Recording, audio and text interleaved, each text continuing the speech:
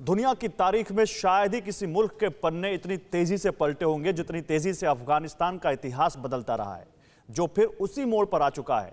2.5 दशक बाद एक बार फिर तालिबान काबुल की सत्ता पर काबिज होने वाला है, लेकिन कब? क्या पंजशीर पर तालिबान के कब्जे के बाद या फिर इस्लामाबाद से डील पक्की होने के बाद? तालिबान का दावा है कि उसने पंजशीर के सभी जिलों पर कब्जा कर लिया है। वहीं पंजशीर के लड़ाकों के मुताबिक उन्होंने 500 से ज्यादा तालिबानी मार गिराए। इन्हीं दावों के बीच काबुल में पाकिस्तान साजिश का ताना बाना बुनने में लगा है। नियाजी ने ISI चीफ को काबुल भेजा है। सवाल यह है कि क्या काबुल की तालिबानी हुकूमत की डोर इस्लामाबाद के हुक्मरानों के हाथ होगी? सवाल यह भी कि पाकिस्तान क्यों काबुल की तालिबानी सरकार के कंट्रोल के लिए बेचैन है? जवाब इस स्पेशल रिपोर्ट में देखिए। फतेह होगी या शिकस्त होगी, लेकिन जंग जबरदस्त होगी और हो भी रही है। जब हर मुल्क मुंह मोड़ चुका है, तब अफगानिस्तान का एक इलाका अपने वजूद को बचाने के लिए हर हद से गुजरने को मोर्चा संभाल चुका है। पंजशीर की पहाड़ियों में तालिबानियों के सिर पर खूब बारूद बरस रहा है। अहमद मसूद के लड़ाके फैसला कर चुके हैं कि हारेंगे या जीतेंगे, लेकिन तालिबान को पंजशीर की चौहद्दी में नहीं घुसने देंगे। यही हौसला था जिसकी बदौलत अमरुल्लाह सालेह और अहमद मसूद के लड़ाके तालिबानियों को हर मोर्चे पर शिकस्त दे रहे थे। अल्लाह अकबर, अल्लाह अकबर। लेकिन अब बाजी पलटती नजर आने लगी है, जिसकी तस्दीक ये तस्वीरें करती हैं।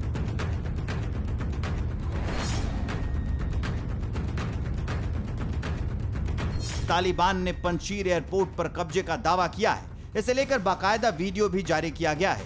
दावा तो यह भी है कि तालिबान पंजशीर की राजधानी वारदक में भी दाखिल हो चुका है।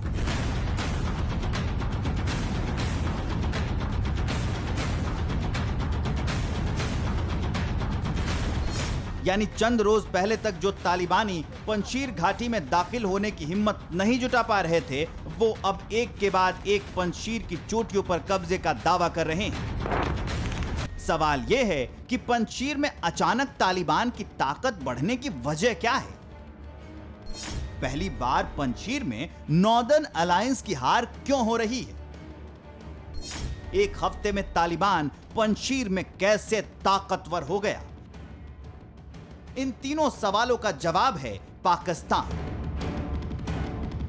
पाकिस्तान की हुकूमत आतंकियों को भेज रही है। पाकिस्तान के वर्दी वाले दहशतगर्द पंजशीर में लड़ रहे हैं। पाकिस्तान की आतंकी जमातें तालिबान के साथ मिल चुकी हैं। अल-कायदा और पाकिस्तान के आतंकी जब से पंजशीर पहुंचे हैं, तभी से अमरुल्लाह सालेह के लड़ाकों को शिकस्त मिल रही है।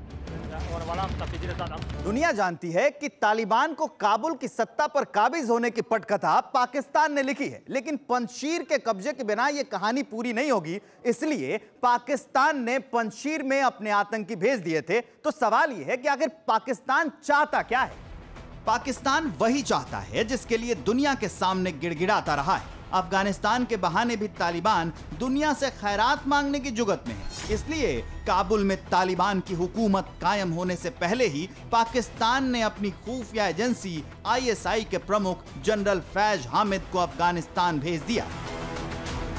पाकिस्तान नहीं चाहता है कि मुल्ला बरादर तालिबानी हुकूमत का मुखिया बने। असल में तालिबानी सरकार में अहम पद हक्कानी नेटवर्क को दिए जाए। तालिबानी हुकूमत में रक्षा मंत्री के पद पर भी हक्कानी नेटवर्क मांग कर रहा है। तालिबान पाकिस्तान की मांग मानने को तैयार नहीं है, इसलिए काबुल में तालिबान की ताजपोशी अब तक नहीं हो पाई है। पाकिस्तान चाहता है कि जिस तरह इमरान की डोर रावलपिंडी के कायर जनरलों के हाथों में है, उसी तरह तालिबान पर भी बाजवा के कायरों का कंट्रोल रहे।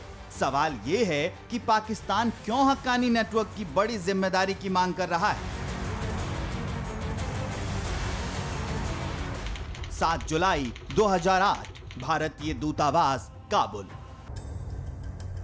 7 जुलाई 2008 की तारीख थी। अफगान गृह मंत्रालय के नजदीक हाई सिक्योरिटी इलाके में मौजूद इस बिल्डिंग में सब कुछ आम दिनों की तरह ही चल रहा था। इंडियन एम्बेसी के बाहर वीजा और दूसरे जरूरी काम को लेकर भारतीय और अफगान नागरिकों की भी काफी भीड़ उमड़ी थी। तभी एक कार तेज रफ्तार से आई और दूतावास के गेट से टकरा गई, जिसके बाद जोरदार धमाका हुआ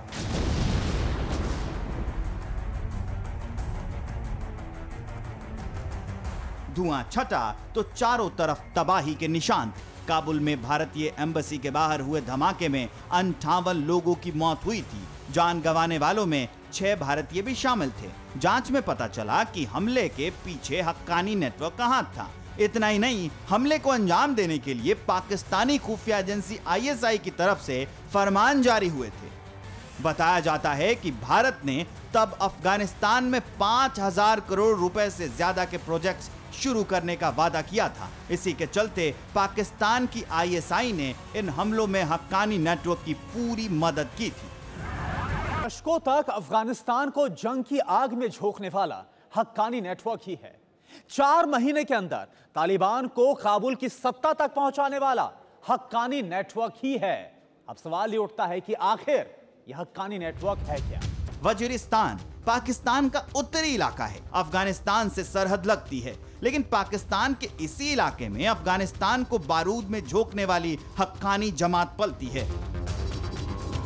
70 के दशक के आखिर में आतंकी संगठन हक्कानी नेटवर्क को जलालुद्दीन ने बनाया था। 1979 में सोवियत सेना के जाने के बाद इस संगठन ने अफगानिस्तान में गृह युद्ध भी लड़ा। जलालुद्दीन हक्कानी ने पाकिस्तानी मदरसों में तालीम ली थी। हक्कानी शब्द भी पाकिस्तान की दारुल उलूम हक्कानी के उसी मदरसे से आया। 1995 से लेकर 2001 तक तालिबान की सत्ता में जलालुद्दीन हक्कानी भी शामिल था। 2001 में अमेरिकी हमले के बाद हक्कानी पाकिस्तान भाग गया। पाकिस्तान ने हक्कानी का ठिकाना वजीरिस्तान में बनाया, जहां पाकिस्तान की खुफिया एजेंसी ISI ने जलालुद्दीन हक्कानी के आतंकियों को ट्रेनिंग और हथियार दिए। 2015 में जलालुद्दीन हक्कानी बीमार हो गया। कुछ वक्त के बाद उसके मरने की खबर भी आई, लेकिन मौत कैसे हुई किसी को नहीं बताया गया, जिसके बाद सिराजुद्दीन हक्कानी को हक्कानी नेटवर्क की कमान सौंपी गई।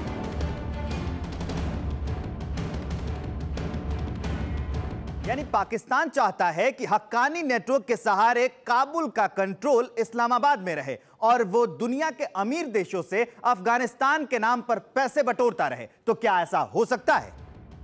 बिल्कुल नहीं, क्योंकि तालिबान को भी जिन्ना के वारिसों की सच्चाई पता है। इसलिए तालिबान और हक्कानी नेटवर्क के बीच तनाव बढ़ रहा है। दावा यहां तक किया जा रहा है कि हक्कानी नेटवर्क के नेता अनस हक्कानी और खलील हक्कानी की मुल्ला बरादर और मुल्ला याकूब के साथ झड़प भी हुई है।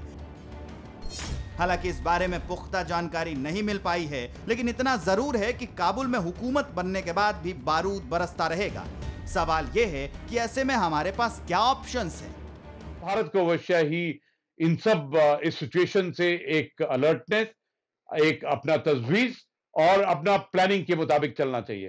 भारत का नजरिया टेररिज्म के बारे में बहुत क्लियर है, जो जीरो टॉलरेंस है टेररिज्म के बरखलाफ, और टेरर के अगेंस्ट में जो hard decision, proactive surgical strike और बालाकोट एयर स्ट्राइक का जो दिशा थी, उसी दिशा पर भारत अवश्य चलेगा।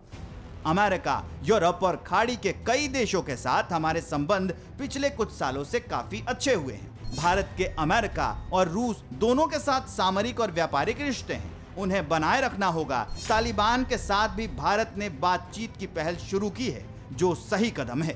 तालिबान ने भी अब तक भारत के साथ अच्छे रिश्ते रखने की ही बात की है, लेकिन क्या तालिबान पर भरोसा किया जा सकता है? फिक्र आपकी, सोमवार से शुक्रवार रात 9 बजे सिर्फ TV9 भारतवर्ष पर।